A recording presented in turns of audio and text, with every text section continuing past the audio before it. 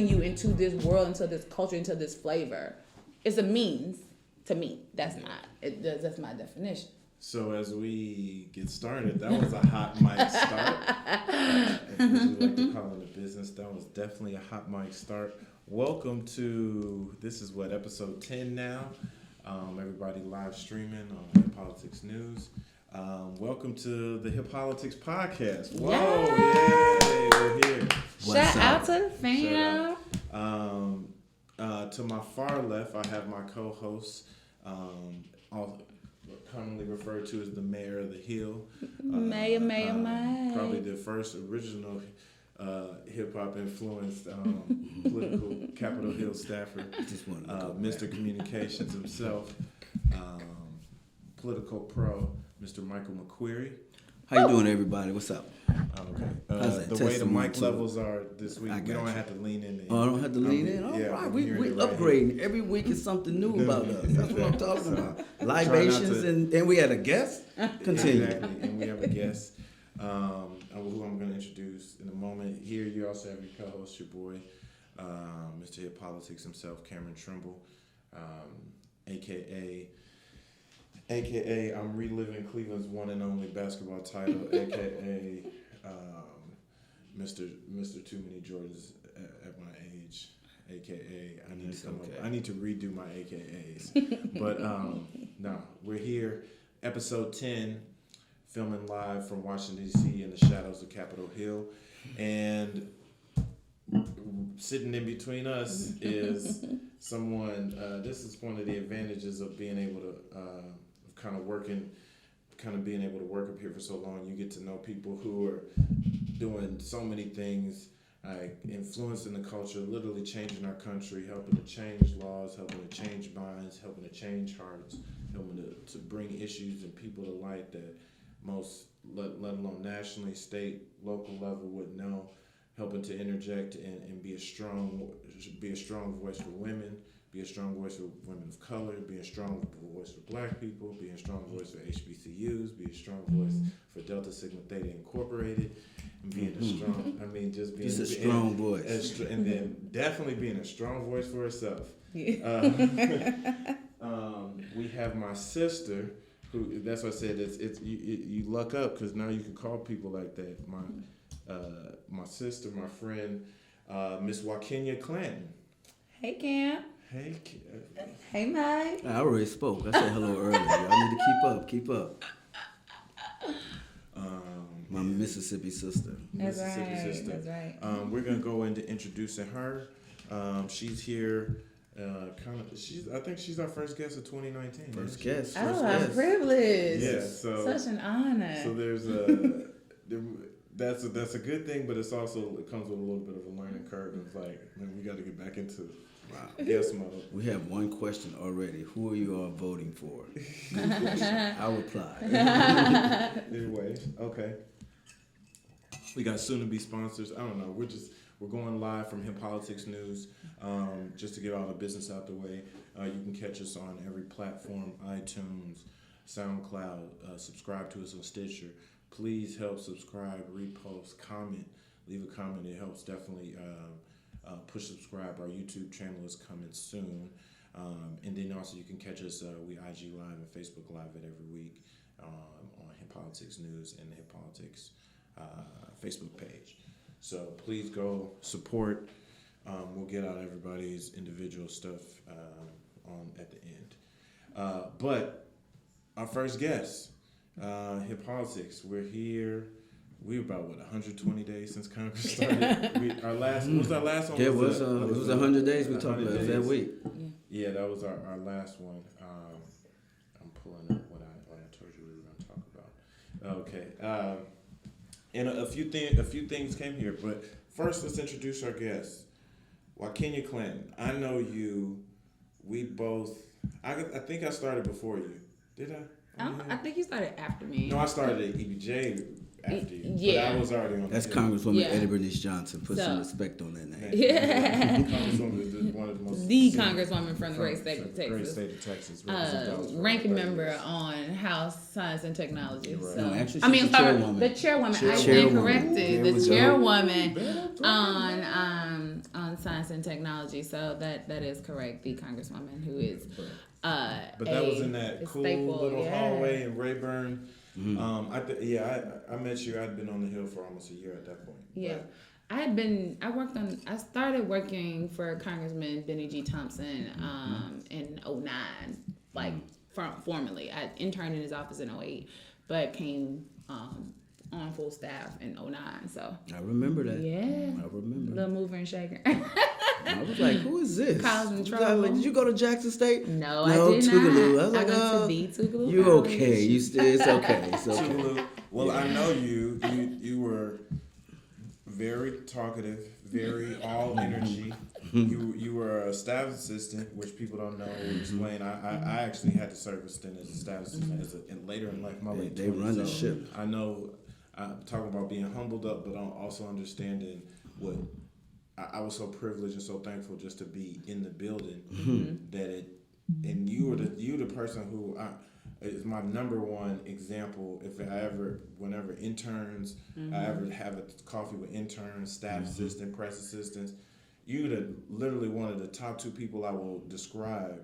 I'm saying, like, do you know how you could flip this job making 21 to 35,000 if you lucky a year, coming from wherever in America, like figuring out how to struggle, eating for free, leaning on friends, doing all this stuff, reception, figuring all out. But at the end of the day, you're a staff assistant where you kind of almost the bottom of the totem pole. Everybody could tell you what to do. You still have a set things to do. You got to be up front all day, but then, you know what you get to do? You get to learn to manage interns. You get to be the gatekeeper. You can use, and what I loved about you is your personality. You knew everything in office, everybody. You had personal relationships. You flipped it to where everybody knew who you were. If I had to deal with Benny Thompson, who is, as you can let him know, is a super respected African American congressman from who's the chairman of Homeland Security. Now is the chairman of Homeland Security. And a Kappa. Kappa Alpha Psi. That went to Tougaloo College. That went to HBCU. I worked on his first campaign.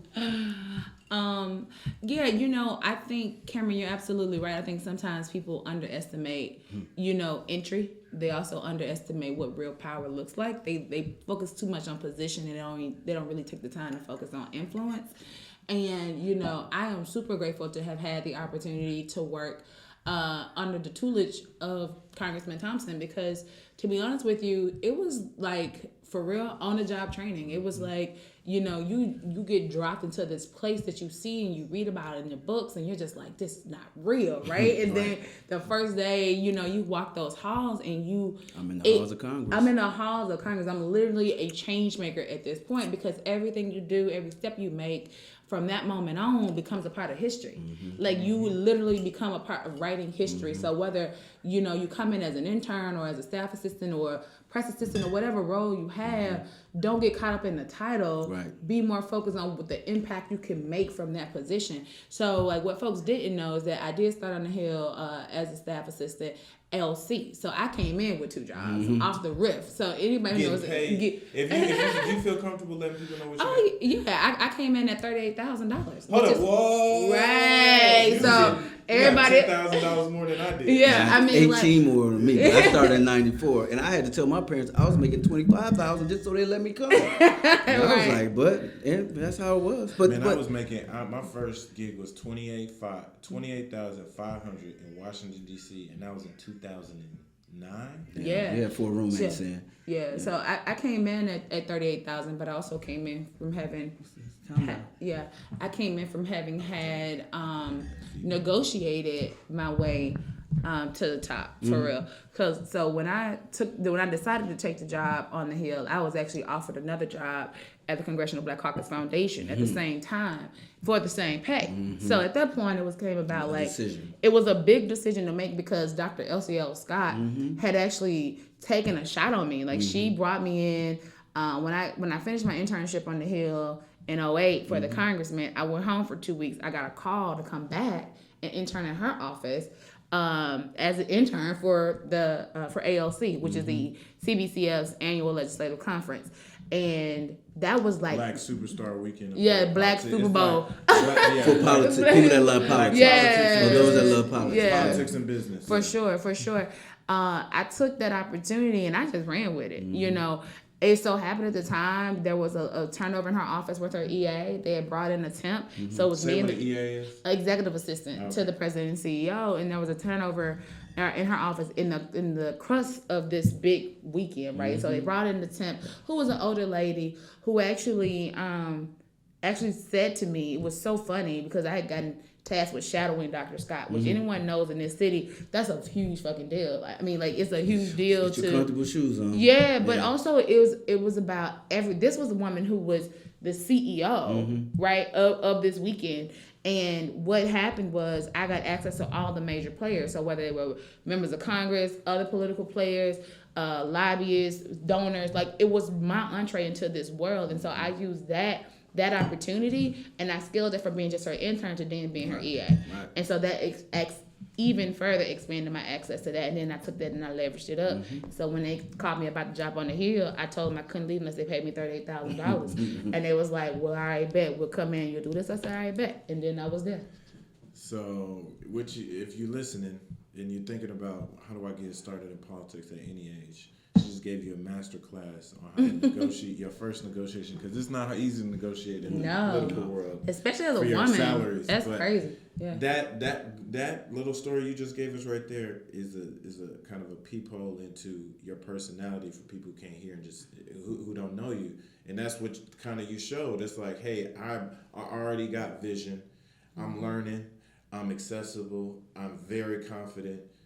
I know what I know and I know what I don't know. I'm not blowing no smoke up your ass either. So you were always like that. Right. And I think that us being in that same side of the hallway, like, just kind of, the days I was slacking and the days I was just running around, we just created a great bond and a friendship, having, like, just hanging out in each other's office, coming to talk, having lunch, but then also working together on the Congressional Black Associates Board as a member, just being, and then around DC, and then just on and on.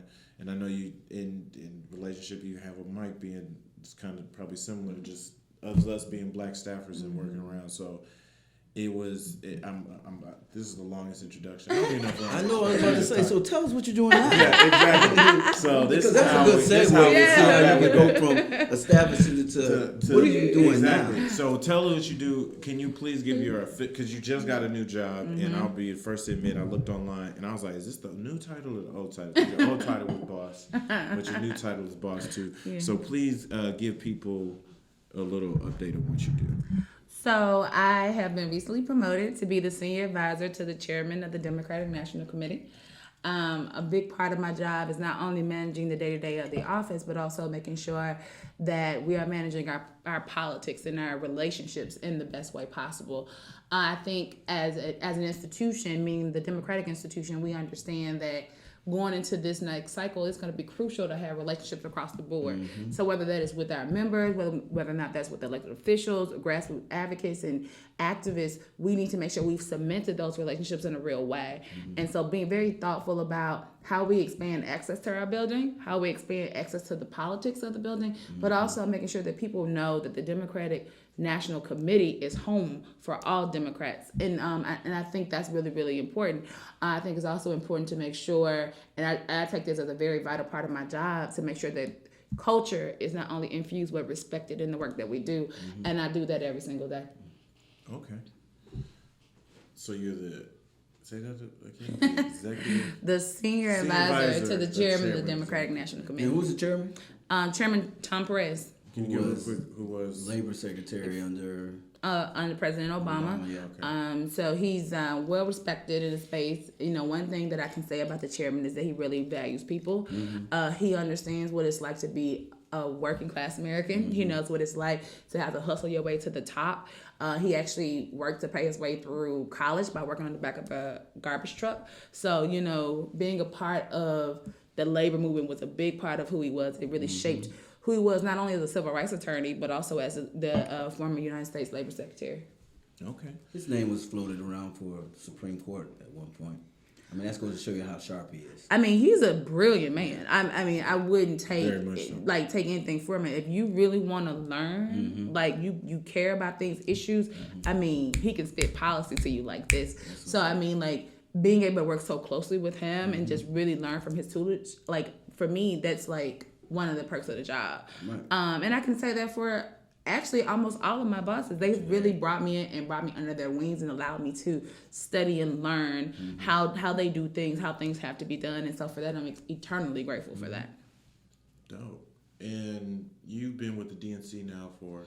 About a year and about 8-9 months, something like that. But you've been in Democratic politics for what, a decade probably? A little bit over a decade. I came to DC from the great state of Mississippi. For the great state of Mississippi about 11 years ago. And so I got my start and cemented myself. Actually, I got my start in politics at home. I started like everybody else does in the movement through NAACP and through working on campaigns and things like that. I was state secretary for NAACP for about a year and a half. High school or college? When I was in college, I was the state conference's secretary, and then I also was college. Tougaloo College chapter president. So, like, I got my start in organizing very early. HBCUs. I mean, it prepares you for life, for real.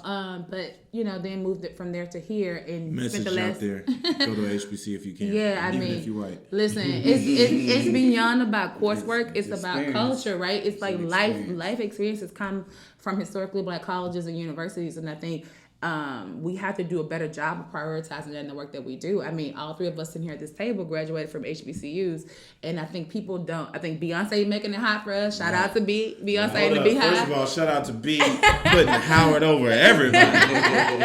Dude, I mean, it was cute, but I saw Jackson State in there too. I saw Jackson State in there. I saw Grambling. I'm talking Grambling. about the picture where the iconic picture of her with the Howard sweatshirt, and she's holding the twins. Okay. Boy, I didn't use that meme for like 2 weeks. Okay, I mean, shout out to Howard.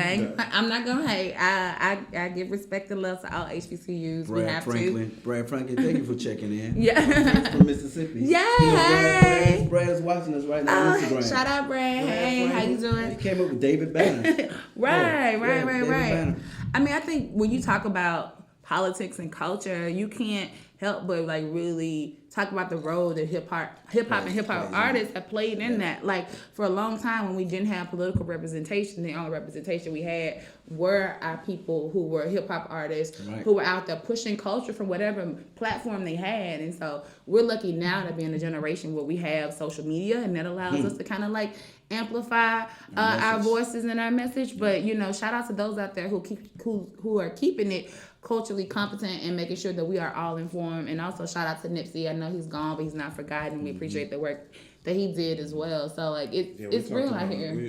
Nipsey, I was a big Nipsey fan. I loved one song that I've been listening to for a year since his album came out was "Hustle and Motivate," where he flipped to Jay-Z, the Hard Knock Life, Annie sample.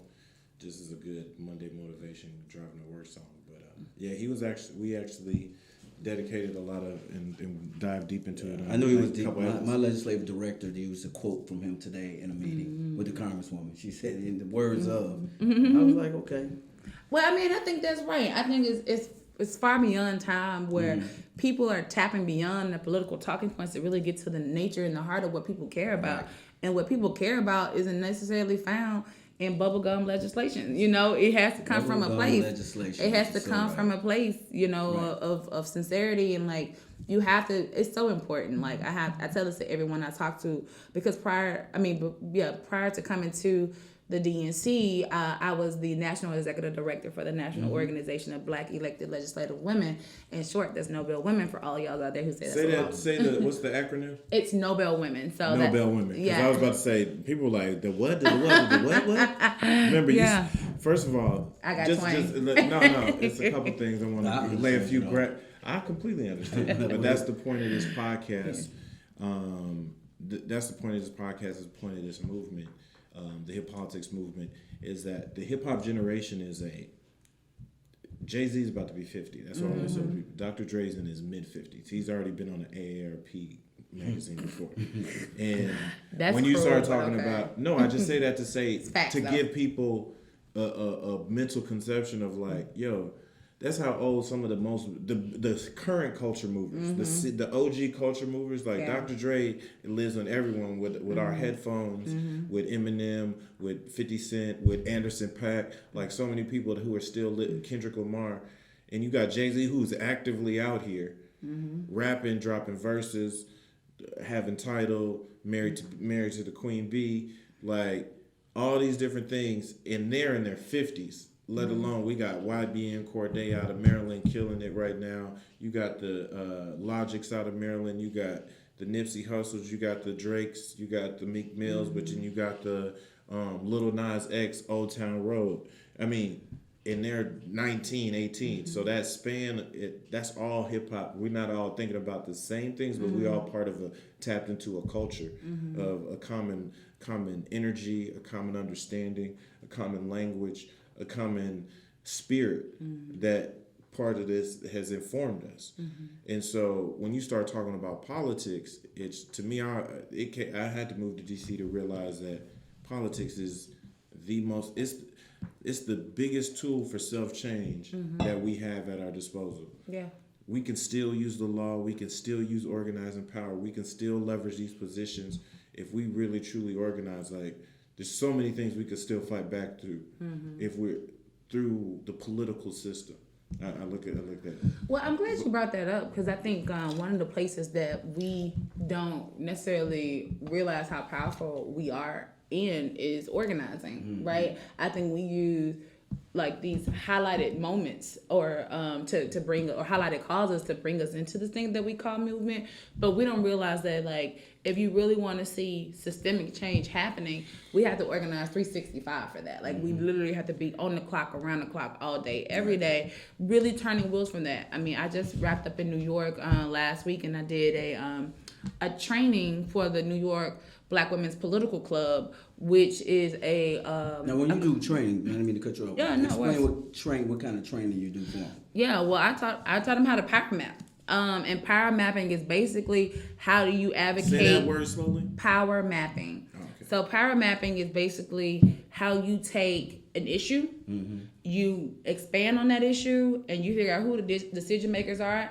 to actually get change implemented locally, at the state level and federally, right? So we went through this exercise that, one, helped set the mood for the group, so that we were all working off the same page. We went through them identifying issues that were important to them narrowing down this whole litany of issues to 3 things, and then breaking that down about what about it they wanted to see, what do they recognize as being the sole problem with that issue, what would they like to see change, and then from there, how to get that change, how to put that change into motion. And I think we did it in 2 hours, and they were mad because they were like, we need more time. And I think like that for me was so powerful, because these were just regular women who got up every day to go to work, but were dealing with issues in their community, and they left an event feeling empowered to like really become the change that they wanted to see. And when I speak about organizing and us taking organizing into our own hands, that's what I'm talking about. Right. Like, far too often we rely on people who say they want to represent us to actually represent us, versus the other way around, us representing ourselves and our own interests, and then holding those people accountable for moving the agenda that we've set and given to them, and say, this is what I want you to do, this is what I want you to move. And so, like, you know, that's what I think of when I think about organizing, which is why I'm really proud of the work that we're doing at the DNC to get more people of color in organizing. So we just launched I was going to say, ask you to kind of go into that, because that was one of the things that I wanted to bring you on for, is like, we're using this platform to kind of inform people, give people a entryway into what the political process is. Because you're in a flow and it makes sense. Please give us an example of how somebody could get, if they're saying, I want to organize, I want to help, I don't even know what that is, whether they're old or young. Give them maybe 1 or 2 things that they could tap into, like that. So the latest program that we just launched is a program called Organizing Core 2020. And that program recruits students of color, primarily, from 7 different states, Arizona, Florida, Georgia, North Carolina, Pennsylvania, Michigan and Wisconsin. We bring all those students together. We give them the tools they need for 8 weeks. We train them on how to become these star organizers in their communities. We dispatch them back home. We give them some more underground training. And then when 2020 rolls around, they're now primed and ready to go for whoever's going to be president of the United States. So like whoever's going to democratically secure the nomination and become president of the United States. And like, you know, we really place an interest on doing that. We recognize that there are too many gaps in the political space when it comes to talent of color. And we recognize that being one of those places where we can be most impactful in helping train the next generation of organizers. So that's what we're doing. Right. And plus, when you're organizing and you go into a community of color, it's much easier for them to talk to a person of color. Absolutely. Than a white person. Well, a person from their own community, right? Like, it doesn't make sense for me to need organizers in North Carolina, and then I got to bring them in from Ohio, and they don't know nothing about North Carolina. Like, it literally doesn't make sense. And that can turn voters off. And then, in turn, whoever you're trying to campaign for, you lost them because of... Well, it just shows you're not in tune, right? It shows that you don't get it. And I think for regular Americans who getting up every day, going to work, putting it all on the line, trying to make sure their kids have food, you know, healthy food and clean water, it's too much for them to think about this stranger who's coming to knock at their door. They're much more receptive to message and when they have the right messenger. Let me put it that way. And so I think, you know, one of the things, you know, prior to coming on as senior advisor to the chair, and I worked in the building as the director of African American and Women's Outreach and Engagement. A lot of the work that I've done over the last year and a half or so has been highly concentrated on culturally competent organizing. It is really out on the field. If we need to mobilize with Black women, we're talking to Black women about how to do that. We're talking to Black women about, like, what does it take to move this community? What do you need from us in order to be successful in the work that you're already doing? So really presenting ourselves as a resource to the work versus trying to tell someone, how to do the work. You know what I mean? So and people forget President Obama was what? A community organizer. Yeah, that's why he was successful. He understood community, and he also understood who should be going into each community doing the work. And I think that is so important. Like, you cannot discount people's culture nor their experiences here in this country. Like, you can't do it. You can't do it. You have to be in tune with the right thing at the right time. And look, be okay with saying we messed up. Like, that was a big part of the work that we did last year, was admitting where we had not been as thorough as we should have been, and then coming back and saying, well, we're here to correct that now. Like, quick studies, like, because you have to be, because you don't have time. So, and because the news cycle is 24 hours a day.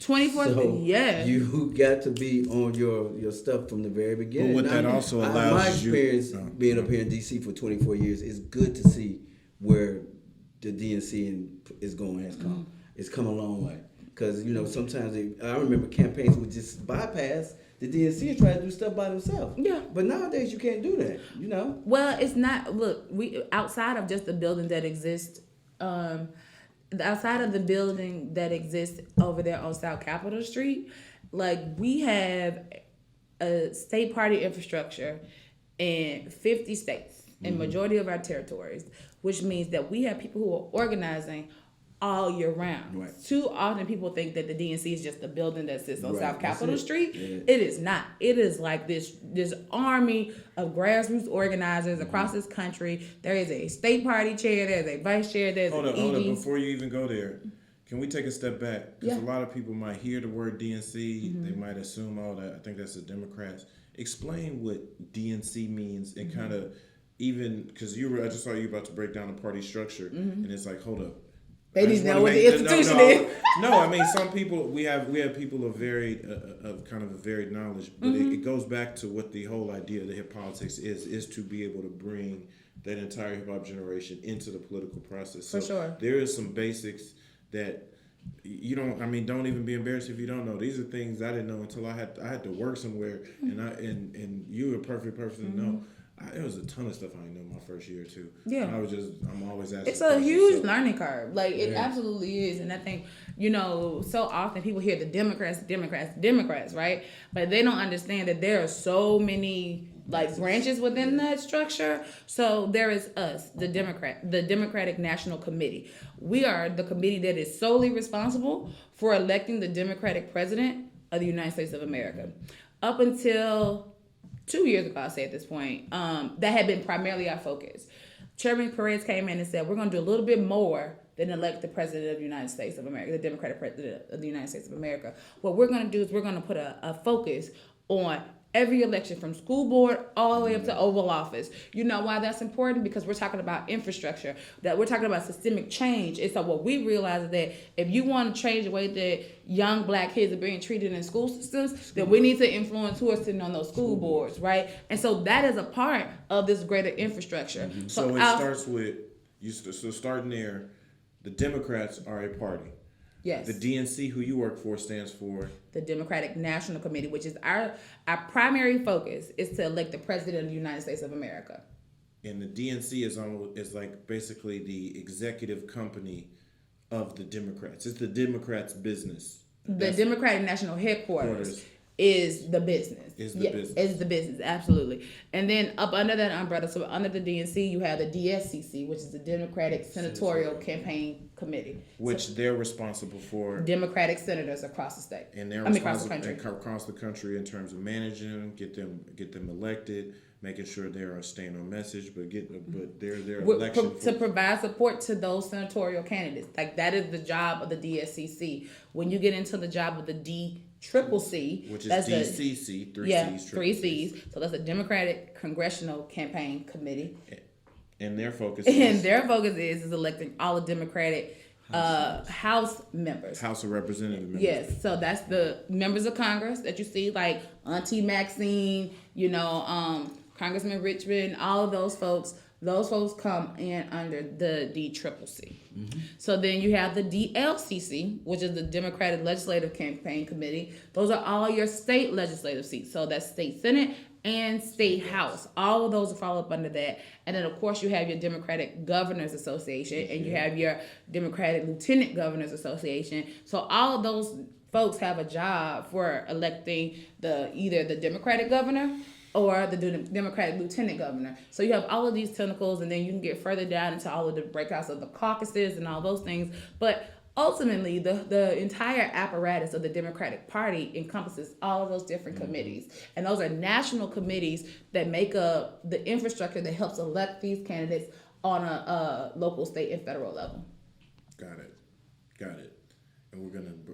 And I'm actually gonna ping an article when we put this on Facebook. I'll link an article a good article that kind of breaks down that structure, because I think that what's kind of, and you being from Mississippi and also you traveling so much, I'm pretty sure you come in contact with so many regular people who are smart, they got great jobs, people who may be blue collar, white collar, with employed, unemployed, rich, poor, middle class. People don't understand the government. People don't understand the political system.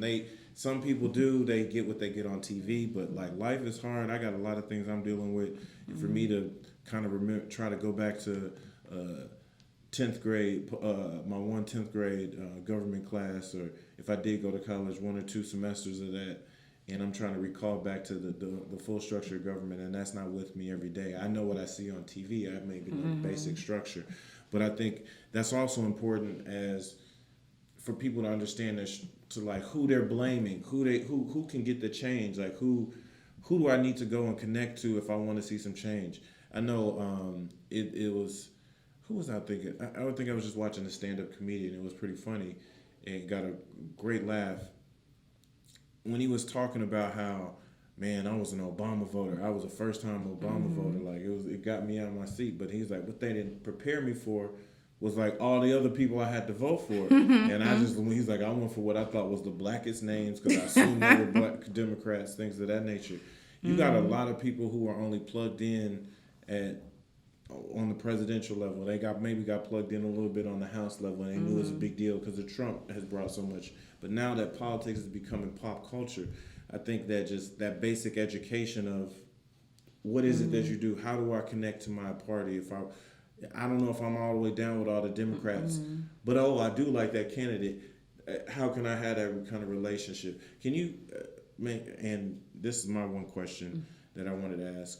Can you explain what you, from your side, you haven't talked to so many people around the country, what do you think the top 2 issues that the hip-hop, and when I say hip-hop generation, I'm talking about young to maybe 40s, like people in their 20s, 30s, and 40s, maybe not the grandparents' age issue, but everybody under that, parents, kids, small kids, like something that our voting the younger half of the voting population. What do you think are 2 issues that we're really cued into when you hear not just what TV gives us, but so I think ultimately young people are really concerned about, and when I say young people, I mean people like our age.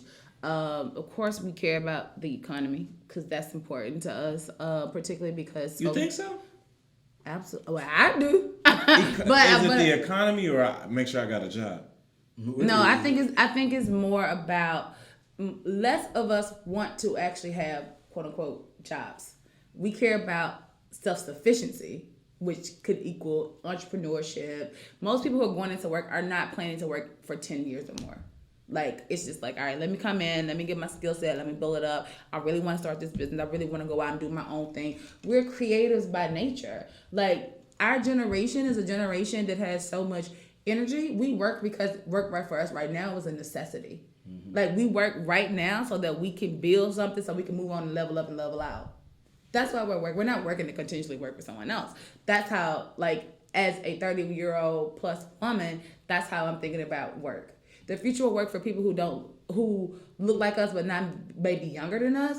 It's so different. People care about what they care about. Like, they're less about trying to go and make $1 million. They're more about how to change the world. So, like, if the economy is directly tied to my education, if it's directly tied to my health, if we're talking about economic justice, because we can't talk about, for women, you can't talk about reproductive justice if you're not talking about economic justice. For men, like, economic justice is the way to parity. It is the way that we, like, equal the playing field and balance out the number of us who are going into the criminal justice system. So, like, it's a different type of perspective on how people care about things. But also, I think when you talk about younger voters, they really care about criminal justice reform because so many young people, men and women, are being regulated. Shout out to Meek Mill and the reform movement. Yes. Brother Van Jones over there. Did you know he's the executive director of the reform? I didn't know that. But that's good to know. I think that's one of the main issues for young people of color, but that's not the only issue. I think we get regulated to that because that's what society wants us to focus on. We care about the money at the end of the day. Taxes is going to be a big thing that's going to impact us, but we don't think about that because that's not a sexy topic. Did y'all do... Taxes were weird this year. Yeah. I mean, they're going to get... Maybe everybody ain't out here paying their taxes, but if you did, taxes were a little weird this year. They're going to get weirder, as the time goes on. I don't want to go too deep into my financial situation, but it was a little weird this year. It's a little weird, and that's what I'm saying. So self-sufficiency is becoming... didn't get as much money back. How about don't get any money back? How about have to pay some money back? Okay. But we're not going to get... We ain't going to get that deep into it, but I'm just saying, like, for those of us who are trying to really lay out the next steps and you're thinking about family planning and all that stuff, economic justice is at the top of your list. It's at the top of your list because you can't move forward. Like, if you're barely making it right now, how are you going to have kids? Right. And for some of us who were, like, pushing that envelope, like, you hitting to that 34, 35, 36, 7, 8, almost 40 mark, you're thinking about, like, how is life really going to be? Some of us are 30-some years old and have not even bought our first homes. Right. Some of us haven't even bought our own car. Like, so it's like... and that's all an economic issue. So you don't even think about it. You only think about it in terms of the way that they present it to you. But, like, taking the time to really think down and get deep into your finances and get deep into what it's going to take for you to separate from this culture of work. Does someone tell you got to go to work 5 days a week in order to make a decent living, and you still don't make a decent living? That's not a healthy situation to be in. So. But on the top things that I get from young people, particularly on the time I spent on the ground, people cared about criminal justice reform and they cared about their money. So that's it. Yeah. Mike. Yes, sir. Did you have something for our illustrious guests? What's the last book you read? Ooh, that's a good one. Ooh, so let me see. I got like 3 of them on my thing. Kindle, you do digital or hard books? I do mostly audiobooks because I travel so much, and I take the time. Do you to feel do like that. you get? See, this, I don't get the think same audiobooks- thing. No, I don't. Wait. Answer my question first. Yeah. We'll go to Yeah. That's what you do. I'm gonna get to both of y'all. I'm gonna get to I'm a both of y'all. professional question hijacker. Let's tell me I the will book, give then that. y'all I go will into give how that. you're I'm reading. a professional hijacker. Let's try. So I was recently reading the autobiography of Assata Shakur. Mm-hmm. That's my latest one that's on. That's the latest one that's on my bookshelf, and so I like to read more than one book at a time because I like to cross them over. So I also started reading the autobiography of Malcolm X. So those are the 2 books that I am cross-referencing in the moment. This will be good. Good. You'll be able to compare those two. Yeah. This could be a good comparison. Yeah. Thanks. So now, how do you read your books? I'm always special. And like, okay, so those are the like, 2. What just happened? If you're watching the live stream on Facebook, I just used a real book to balance out the computer. But So I'm gonna pull up my audiobook because I have so many. no, we don't need to pull up. Yes, I am because you asked me this question. This But is so the subtle art of not giving a fuck. That's good. Yo, that was really good. Yeah. I just put it on my audiobooks. The title alone is just. It's a teaching grabbing, right? I know that, but that don't mean the substance is. Yeah, it what's is. up. Yeah, I mean, Well, it's also the teaching you title, about how to. The title is to catch you. Yeah. And I for know, but people have you that- read the substance of the book? Yes, I have. I'm saying it, but the title alone catches you because you're thinking that's the state of mind you might want to be in. You like, let me see if this book is gonna put me in that state of mind, and it does. So is that book is freshly on my audiobooks that I started listening to, as well as Leave from the Outside, 68 Leaf book. And then How is that? Is she? I haven't gotten into that book yet. I just because it's getting a little. oh, I'm sorry. I hadn't I like that. I hadn't gotten into it yet. I just put it on the audiobooks, but those are the 2 that are coming up for me to read. And then, of course, I had Becoming by Michelle Obama. So I had that in audiobook and the actual physical book because I like to take it with me Literally when I go one of on the most vacation. successful. I kind of 10 million. Yeah, sold that's 10 million. ridiculous. 10 million. I know my numbers. 10 10 million. And that's she's sure it's an touring understatement. like It's an a understatement. A-list superstar. She is, like, though. Yeah. No, but I'm talking about she's doing arenas like Christina Aguilera. Yeah, she and should. She is. freaking That's a Drake. level. Why She, are you first of surprised? all, Like, she's let's be a pop clear. star. But let's be She's- clear. She is not on the level with Christina Aguilera. No. She's I I don't know above why I that. said Christina. I Let's was be trying to clear. say She on a Taylor whole Swift. nother I was level. about to say She Taylor on a Swift. whole nother level from Taylor Swift. No, I'm talking Michelle about Obama's the types on of her. venues and the ticket prices. She could sell out a stadium if she But wanted she's to. selling them out at $160, And I'm not $300, mad. $500. I'm not Beyonce mad. tickets. She got Beyonce Beyonce. tickets. Yeah, I'm Why not mad. not just say Beyonce tickets? Yeah, I'm She not got- mad. No, Beyonce a little more expensive, but still, She got Beyonce tickets. Like, for real. she does. But this is hip politics. You gave us 2 things. You said criminal justice reform And the about economy. the economy, people about their money. What do you think the hip hop generation? You gave us the explanation of what the DNC gave us a little breakdown of what some of the levels of the DNC is, and a little insight on what you do. But I do have some hip hop questions for you, because that is what we're about to do. First of all, we gotta just go right into it. Who's your top 5 rappers? Top 5. I gotta only choose 5. Top 5. Top 5 is Rappers that include hip hop. Mike. If you don't be quiet. Let me You just said tell top you. 5 rappers. My- We already said all Top rappers. 5 hip hop artists Thank of all you. time. That's- Well, I'm gonna keep it 100. saying. I gotta take it home. I'm gonna put Big Crit on my list. Yo, Cadillac real because quick, my favorite album. Period. If you want and 12-12. he got a dope video that just came out a couple weeks called "Energy" that I've been bought in the song "Energy." Check it out on. Yeah, YouTube. I have. But let me tell Big you, Crit. 12-12 and Cadillactica are my number 2. I mean, Cadillactica's yeah, good. that's like Check real, that for real. out. Stream that. So I've been a fan of Trina since I was little. And if you've noticed in the earlier part, it's moved on, but we had Trina video streaming in the background. Trina's At my her number request. 1 I think girl. These are Eve videos now. Eve is on my list.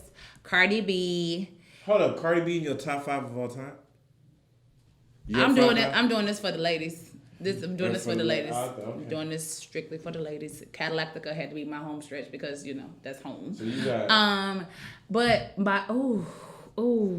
I got one more choice now. I got one more spot. One hold more. up, you said Eve, Trina. I said Trina, Eve, Cardi B. Cardi B, Big Crit was number 1. David Banner.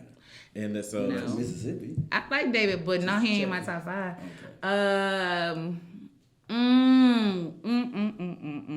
Okay. Ooh. This is hard. Okay. Yeah, I don't want to put stop on 5. I just wouldn't have picked that. Top 5 is like a classic. It's a classic number. It's a classic number, but it's a difficult number because then you gotta say, like, is it Nas? Biggie. Is it Common? Tupac. Ooh. Is it Jay-Z. Queen Latifah? Ooh. Is it MC Light? Is it Salt and Pepper? Like, who am I doing? Pepper kind of 2 people. But it's a group, so I'm gonna go Salt and Pepper, As- and that's my rap. all right, so we got They Big hip-hop. Crit, They Trina, hip-hop. Eve, Cardi B, They were rappers when we came. and Salt Pepper. They are. They are. They still. Man, They still rap. But I mean, I Got a Man is low key a rap song. When It's we like first a came sing out, songy we rap were song, calling but it it's a hip-hop hip hop song. It's definitely it. What It's is it? definitely. I Got a Man. Like what you? Isn't it? What you That's a, mean? that's a Huh? hip hop song because Cause they rap No, they rap in it. Now, Salt and Pepper are rappers. They are female MCs. Let's be correct. with a Spinderella. With Spinderella, as they a are DJ. female They MCs. They essentially and so they the female. TLC was what? No, they They're a pop group. But so Lisa Lopez was doing what? She was rapping, but they were singers. But they were a that- pop group. Lisa So pop Lopez- can encompass both, though. Look Lisa at Drake. Lopez- He pop. Rap, but she was a singer that.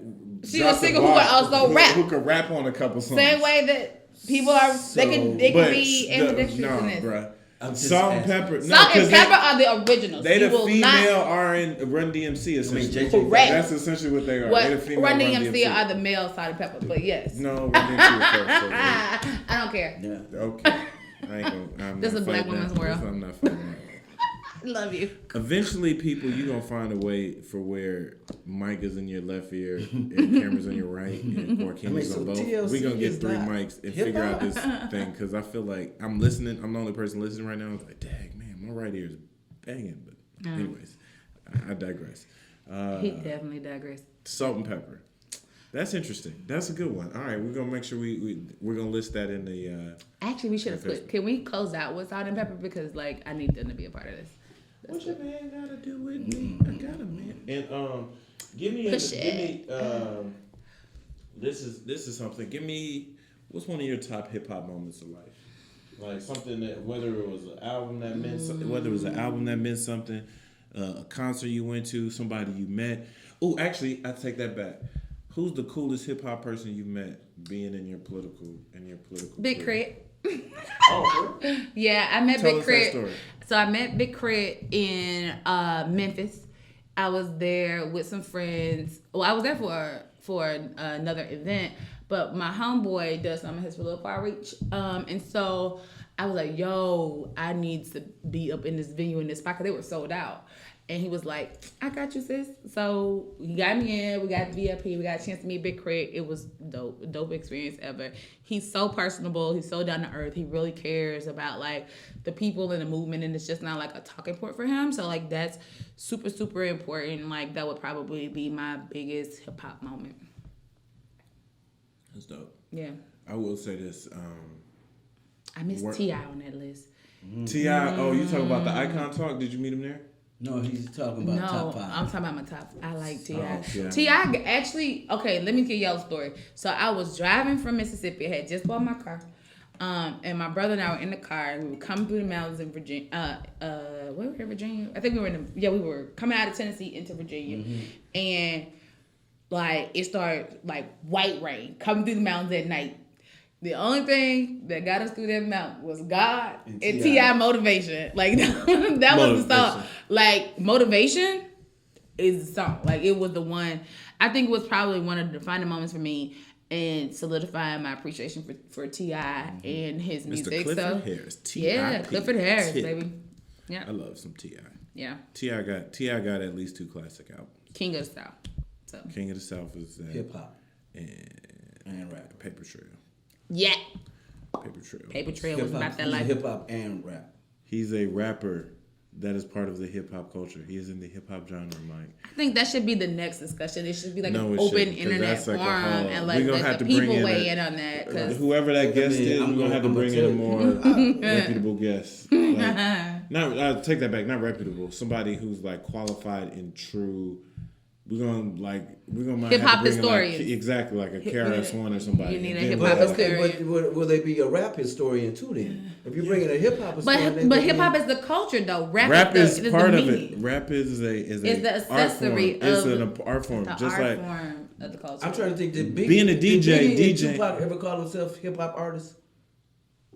No. but they were in the hip hop genre. they were part of the They're genre. part of the culture. But why did they Hip-hop is call a genre. themselves hip hop artists? Because they rapped. Is a DJ? Does DJ Kid Capri call So, himself can a rapper? you- No, he calls himself a DJ. He's wait, hip hop. wait. That's you can't. That's DJ is part of hip hop.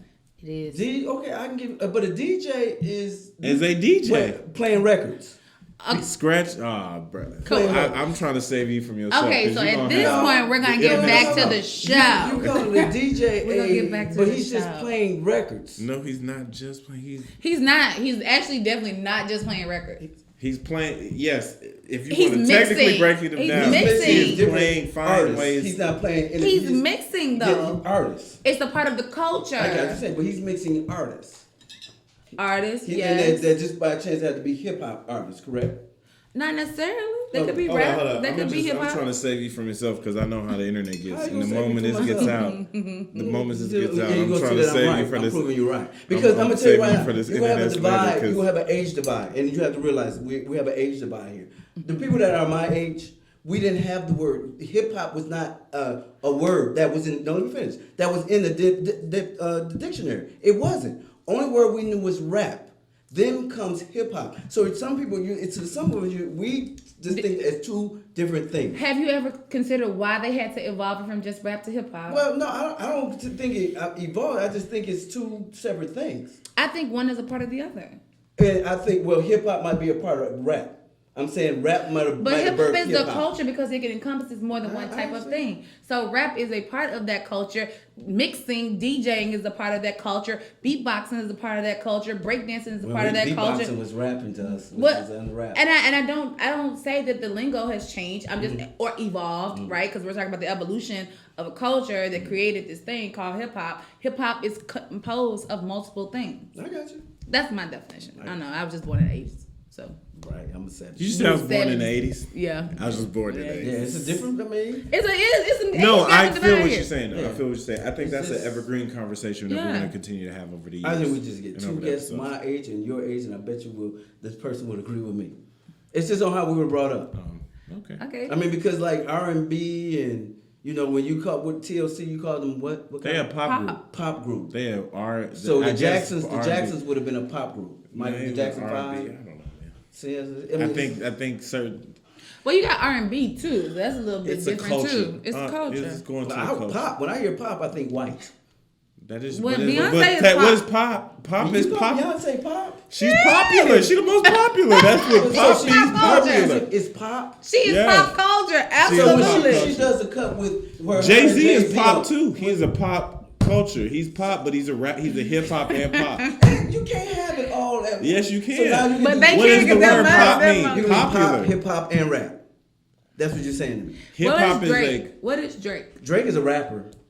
Drake That is a sings. hip hop artist. So what does it Well, I mean? mean, That is Anderson pop Paak- culture. wait, He's a it's pop what artist. that sings Anderson though. Paak- Anderson Paak raps and sings too. He's So what is probably- he? I didn't disagree with you. I'm just saying you. I'm just saying what you said. I think you'd be hip hop and pop. Is a rapper to me. I think it'd be hip hop and pop, or you could just. Hip-hop and pop. This is water. Yeah, water. You Yeah. didn't think it was water? No, I wanted them to know that it was water because you guys are rocking. No, they can see that. Okay. They can see that. It's a great discussion. I mean, But oh, bro, I guess that like the end of it. Yeah, Oh, that damn. may be yeah, it. that might be how we need to end it on this note. Hey, Someone's we sucking all the upgraded. air out of the Soon room.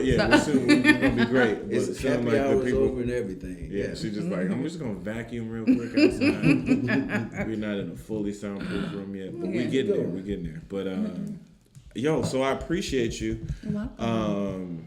Thank you for giving us some of your your albums, literally breaking down with like I said, the DNC, how people can get involved. Right. Can you lead the people with a couple things? One, give your spiel about maybe in your quick elevator pitch on why people should get involved with the Democratic National Committee, with the DNC, with the Democratic Party. Give me your spiel real quick.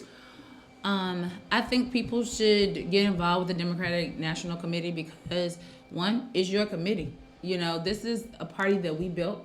It is an infrastructure that we built, and we can't leave it up to chance. We can't leave it up to other people to invite us into our own home. We have to reclaim what it means to be Black and to be Democrat, or to be Black and independent, or to be Black and just liberal, or to be Black, period, in America. We have to reclaim what that narrative is.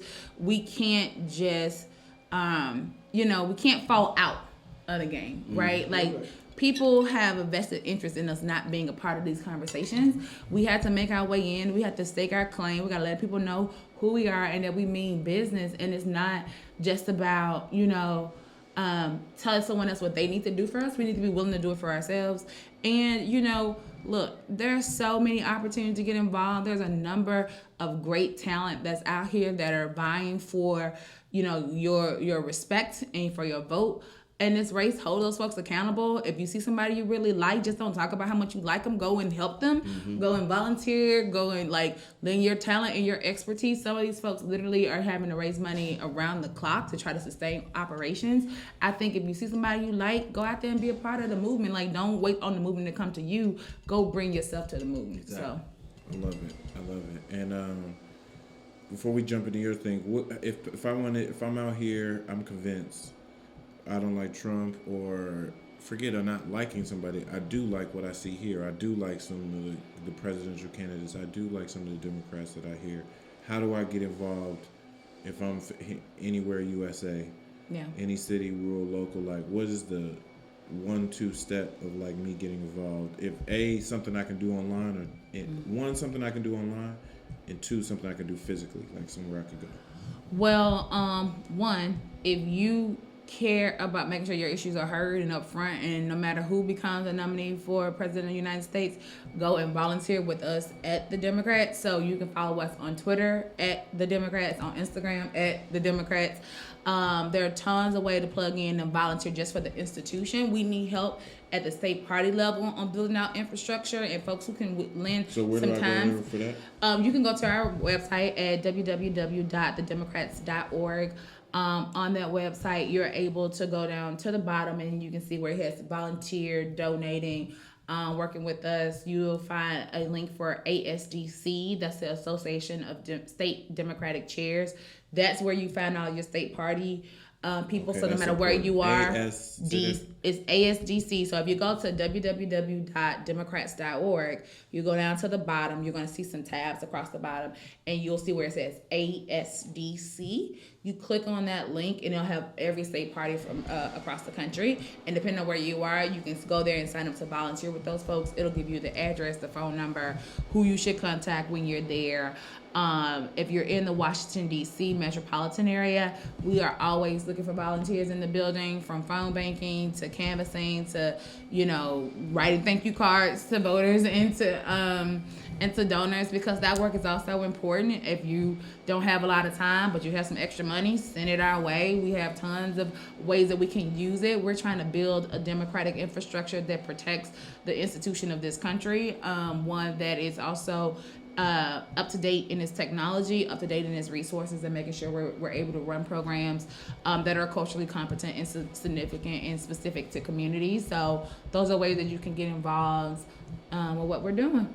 But I think following us online, we also just launched a new tool called the Democratic War Room. And that's where sounds cool. Yeah, it's super cool, because that's where we are cataloging and updating the American people on all the broken promises of Donald J. Trump in his presidency. 45. Yeah, I think it is important that people are armed with information. So just by following the Democratic DNC War Room, on DNC. Twitter. Oh, y'all got a Twitter? We have a Twitter. We have an Instagram. We're posting stuff. You can join the mailing list. We're sending out content every day. So if you want to receive that content so you can share with your networks, we need amplifiers for that work. I mean, look, it's going to take all of us to take this country back to where we need it to be. We cannot afford another 4 years of broken promises and abandoned communities and lies, and also, not only the soul of our country is at stake, but the security of our nation is at stake, and that's a real serious matter. Well, thank you. And then, what, you got a question? No, I'm good. No, I think you were going to say something. No, I'm good. What and if people want to get in contact with you on Twitter, Instagram, and or if you bold, do your email. So I'll love to connect with anybody anywhere on Waikinya Twitter. Clanton. It's we will have her proper spelling of her name in this. Thanks. You can connect with us connect with me on Twitter at WJS Clanton. And that's CLANTON. Hold up, you changed it? At WJS Clanton. That's on Twitter? That's my Twitter. Yeah. Okay. And if you want to connect with me, send me a message. You can do so on LinkedIn. It's my name, Wakinya Clanton. So that's WAIKINYA. Last name Clanton, CLANTON. So yeah. And what about IG? My IG is IG private. It is private. Oh, my bad. I know. I have no public IG. You know, when you're on the other side, I'm thinking I thought that was everybody's thing. That's how I be sometimes. If I don't text you, I'm like, let me just DM you. No, you can DM because you're my actual friend. So. There's Twitter there. My bad. I gave my Twitter. No, that's good. That's Twitter. You can file. We're wrapping up another episode. What you got, Mike? You got any just a big announcements? Shout out and arresting. Let's talk about my fraternity brother John Singleton. The first hip hop movie director for real. In terms of Hollywood director, talk about him. Boys in the Hood. I didn't know he was a capper until this week. 24 years old when he did Boys in the Hood. He was 6 months out of USC, and he only let one person read the script because he wanted to keep it to himself. And did you know he still to this day holds the record as the youngest ever nominated for Best Director, Oscar, Best Director, and this was before they had 10 and screenplay. For 10 people in the category. It's just 5.